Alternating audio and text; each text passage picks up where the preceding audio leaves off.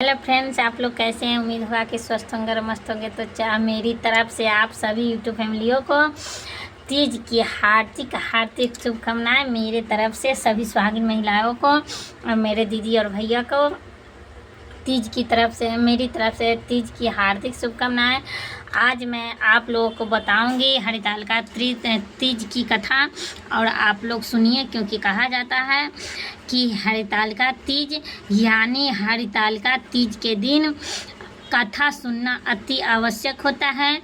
तो अगर आप लोग असक्षम हैं, पंडित जी को बुलाकर कथा नहीं कहवा सकते हैं या कथा नहीं कर सकते हैं, तो आप YouTube पर सर्च करके आप हरितालिका व्रत की कथा सुन भी सकते हैं और देख भी सकते हैं। तो आज मैं ये वीडियो आप लोगों के लिए डाल रही हूँ, और कल मैं पूजन विधि जो पूजा होगा उसका भी वीडियो मैं डालूंगी। आप लोग ध्यान से देखिएगा और हरितालिका व्रत की कथा ज़रूर सुनिएगा। तो आप लोगों को करना क्या है, पहले सर्वप्रथम गौरी गणेश के पूजा करने के बाद माँ पार्वती की पूजा करना है और शिव जी के पूजा करना है। तो धूप दीप नैवेद्य आदि जितना हो सके, सुगंधित फूल, दीप फूल इत्यादि भोग, मिश्री, मेवे का आप लोग भोग लगाइएगा और पूजन कीजिएगा। श्रद्धा भाव से जितना हो सके उतना आप लोग चढ़ाइएगा। और चढ़ाने के बाद पहले आप लोग संकल्प कर लीजिएगा। अगर संकल्प नहीं आता है तो मैं कल आपको संकल्प की वीडियो में भी डाल दूँगी। तो आप पहले संकल्प कर लीजिएगा। संकल्प करने के बाद ये हरितालिका तीज के कथा सुन लीजिएगा। अगर संकल्प नहीं कीजिएगा तो भी चलेगा। इसके बाद जो है वे हरितालिका व्रत कथा है मेन, उसको सुनना अति आवश्यक है। आप लोग हरितालिका व्रत की कथा निश्चय ही आप लोग सुनिएगा, और नहीं पढ़ सकते हैं तो आप सुन भी लीजिएगा, तो उतना ही फ़ायदामंद रहेगा हरितालिका कथा। तो अत्यंत आवश्यक है हरितालिका व्रत कथा सुनना, अत्यंत आवश्यक है। तो चलिए मैं बिना समय गंवाए हुए आप लोगों को हरितालिका व्रत की कथा मैं सुनाऊंगी। और तत्पश्चात पूजन करने के बाद कथा सुनना चाहिए। सूत जी कहते हैं, मंदार की माला से जिन पार्वती जी का केश पास अंकित है और मुंडों की माला से जिन शिव जी के जटा अंकित है, जो पार्वती जी दिव्य वस्त्र धारण करती हैं और जो शिव जी के दिगंबर नंगे हैं, ऐसी श्री पार्वती जी कथा शिव जी को प्रणाम करता हूँ। रमणीक कैलाश पर्वत के शिखर पर बैठी हुई शिव पार्वती जी कहते हैं, हे महेश्वर, हमें कोई गुप्त व्रत या पूजन बताइए जो सब धर्मों से सरल हो, जिसमें परिश्रम भी कम करना पड़े लेकिन फल अधिक मिले। हे नाथ, यदि आप मुझ पर प्रसन्न हो तो यह विधान बताइए। हे प्रभु, किस तप, व्रत या दान से अधिक मध्य और अंत रहित आप जैसे महाप्रभु हमको प्राप्त हुए हैं। शिव जी बोले, हे देवी सुनो, मैं तुमको एक व्रत जो मेरा सर्वस्व और छिपाने योग्य है, लेकिन तुम्हारे प्रेम के विभूषित होकर मैं तुम्हें बतलाता हूँ। शिव जी ने कहा, महाभारत वर्ष में जैसा नक्षत्रों में चंद्रमा, ग्रहों में सूर्य, वर्णों में ब्रह्मन, देवताओं में विष्णु भगवान, नदियों में गंगा, पुराणों में महाभारत, वेदों में सामवेद और इंद्रियों में मन श्रेष्ठ, सब पुराणों और वेदों का संदर्भ जिस तरह कहा गया है, मैं तुम्हें एक प्राचीन व्रत बतलाता हूँ। एकाग्र मन से सुनो। जिस व्रत के प्रभाव से तुमने मेरा आधा आसन प्राप्त किया है वह मैं तुमको बतलाऊंगा, क्योंकि तुम मेरी प्रेयसी हो। भाद्रपद मास में हस्त नक्षत्र में युक्त शुक्ल पक्ष की तृतीया तिथि को उसका अनुष्ठान मात्र करने से स्त्रियां सब पापों से मुक्त हो जाती है। हे देवी, तुमने आज से बहुत दिन पहले हिमालय पर्वत पर इस व्रत को किया था और कि यह वृतांत मैं तुमको कहूँगा।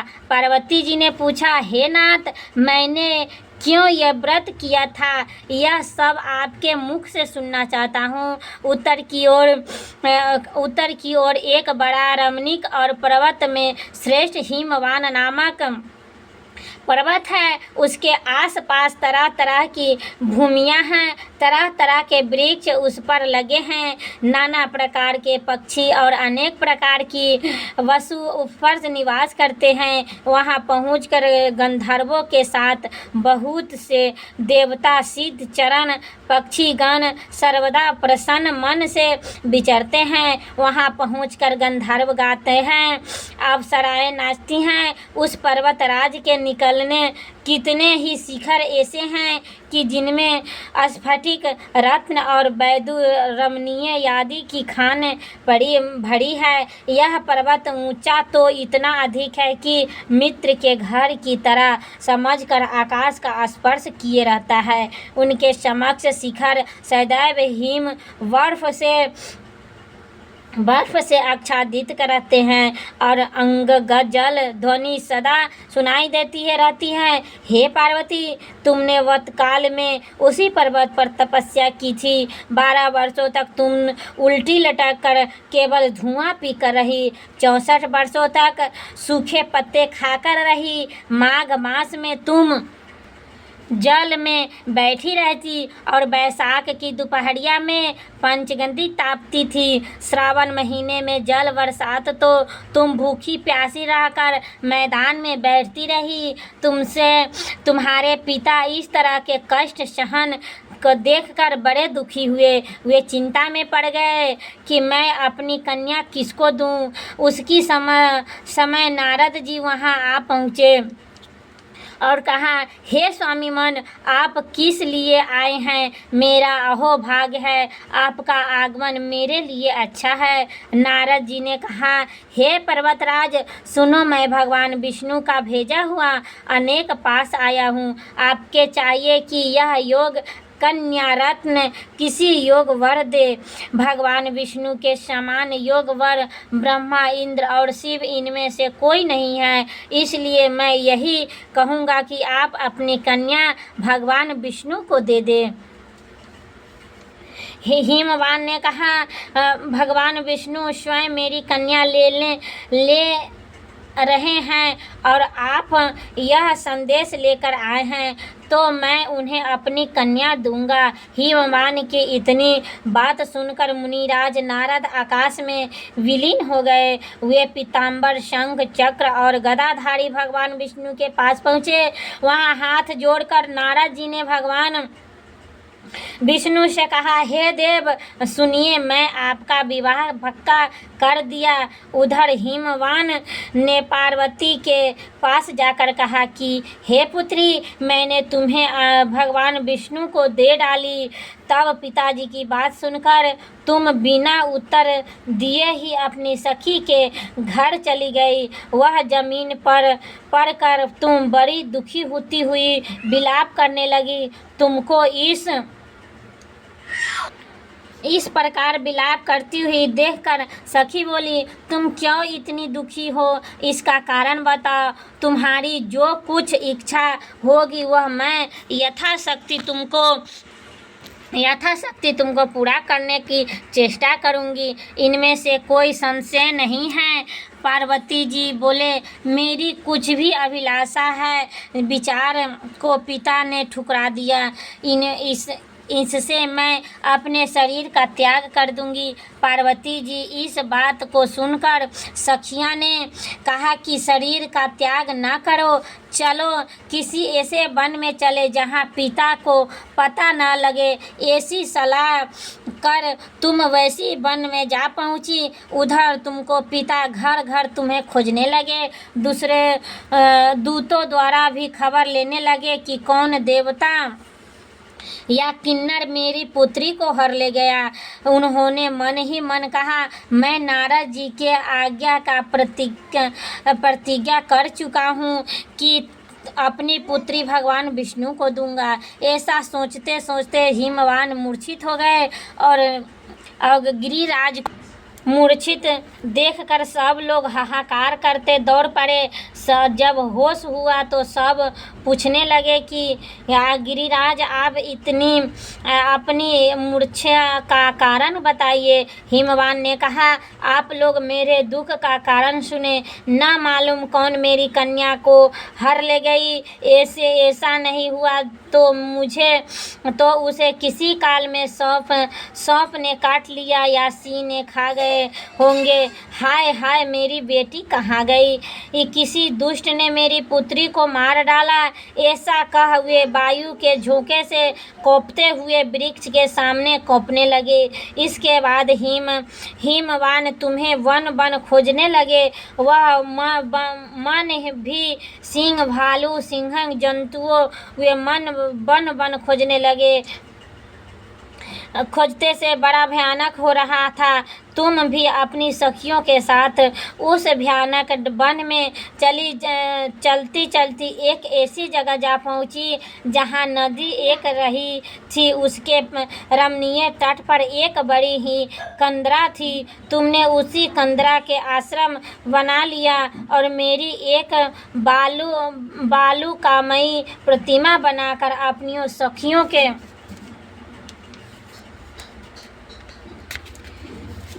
सखियों के साथ निराहार रहकर मेरी आराधना करने लगी। जब भाद्रपद शुक्ल पक्ष की हस्त युक्त तृतीया तिथि प्राप्त हुई तब तुमने मेरा विधिवत पूजन किया और रात भर जाग कर गीत पदार्थी से मुझे प्रसन्न करने में बिताया। उस व्रत राज के प्रभाव से मेरा आसन डगमगा उठा, जिसमें मैं तत्काल उस स्थान पर पहुंचा जहां पर तुम अपनी सखियों के साथ रहती थी। वहां पहुंचकर मैंने तुमसे कहा कि तुम पर प्रसन्न हूँ, बोलो क्या चाहती हो। तुमने कहा, मेरे देवता, यदि आप मेरे ऊपर प्रसन्न हैं तो मेरे पति बने। मेरे तथास्तु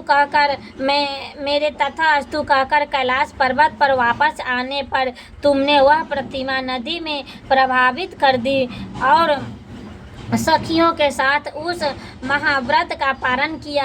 हिमवान भी तब तक उस वन में तुम्हें खोजते हुए पहुँचे और चारों दिशाओं में तुम्हें खोज करते करते व्याकुल हो चुके थे। इसलिए तुम्हें आश्रम के समीप पहुँचते ही गिर पड़े। थोड़ी देर बाद उन्होंने नदी के तट पर दो कन्याओं को सोते हुए देखा ही उन्होंने तुम्हें छाती से लगा लिया और बिलख कर रोने लगे। फिर पूछा, पुत्री, तुम सिंह व्याघ्र आदि से भरे इन वन में क्यों आ पहुंची? पार्वती ने उत्तर दिया, हे पिताजी, मैंने पहले ही अपने आप को शिव के हाथ सौंप दिया था। आपने मेरी बात टाल दी, इससे मैं यहाँ चली आई। हिमवान ने संतावन दी कि हे पुत्री, मैं तुम्हारी इच्छा के विरुद्ध कुछ न करूँगा। वे अपने साथ ले घर आए और मेरे साथ तुम्हारा विवाह कर दिया। इससे तुमने मेरा आर्द्र आसन पाया। इसमें आज तक किसी के सामने मुझे यह व्रत प्रकट करने का अवसर नहीं प्राप्त हुआ। हे देवी, मैं यह बताता हूँ कि इस व्रत का हरितालिका नाम क्यों पड़ा। तुमको सखियाँ हर ले गई थी, इसलिए हरितालिका नाम पड़ा। पार्वती जी ने कहा, हे प्रभु, आपने नाम तो बताया, अब इसकी विधि भी बताइए। इसका क्या पुण्य है, क्या फल है, क्या व्रत करें। और शिव की पार्वती से कहते हैं, हे देवी, मैंने समस्त स्त्री जाति की भलाई के लिए यह उत्तम व्रत बतलाया है। जो इस अपने सौभाग्य की रक्षा करना चाहती हो वह यत्न पूर्वक इस व्रत के करे।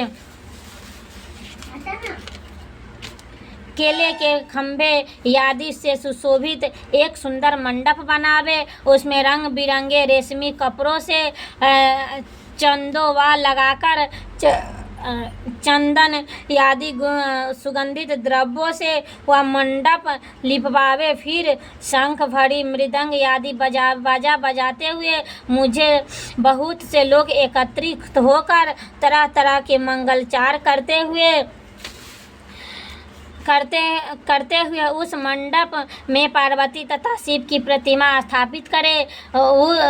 उस रोज दिन भर उपवास कर बहुत से सुगंधित फूलों, सुगंधित और मनोहर धूप, नाना प्रकार के नैवेद्य आदि एकत्रित कर मेरी पूजा करे। रात भर जागरण करे। उस पर जो वस्तुएं गिनाई गई है उनमें अतिरिक्त नारियल, सुपारी, जम्बरी, नींबू, लौंग, अनार, नारंगी याति जो फल प्राप्त हो सके उन्हें इकट्ठा कर ले। उस ऋतु से में जो फल तथा फूल मिल सके विशेष रूप से रखे।